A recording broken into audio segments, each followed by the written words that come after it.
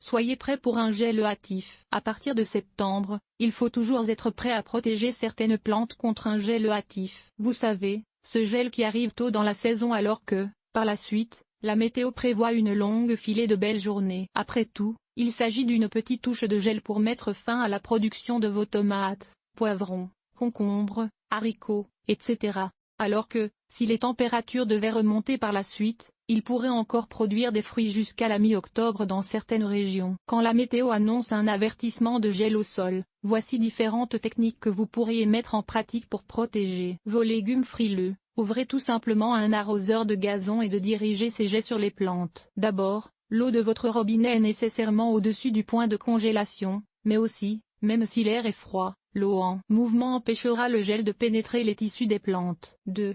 Vous pouvez aussi couvrir les plants de vieux draps, de couvertures flottantes, de toiles géotextiles, de films de plastique, de papier journal, de boîtes de carton, etc. Vous pouvez même prévoir le coût en installant dès maintenant des piquets, des bâtons ou des structures sur lesquelles vos tentes de protection vont pouvoir s'appuyer. Question de ne pas écraser vos plants. N'oubliez pas de les enlever le lendemain quand le gel est disparu. 3.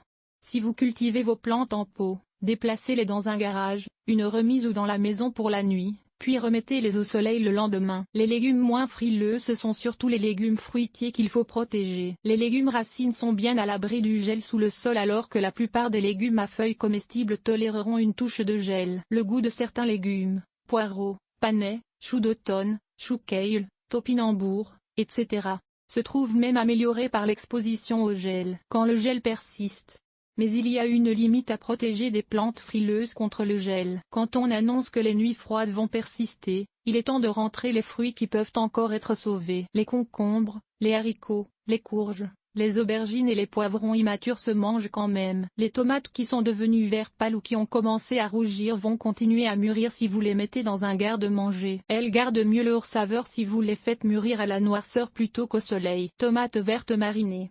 Et pour les tomates encore entièrement vertes, eh bien, il existe différentes recettes, ketchup, confiture, tomates vertes frites, etc., pour vous permettre de les utiliser aussi. Mais croisons-nous les doigts, peut-être que le premier gel ne viendra pas avant plusieurs semaines encore.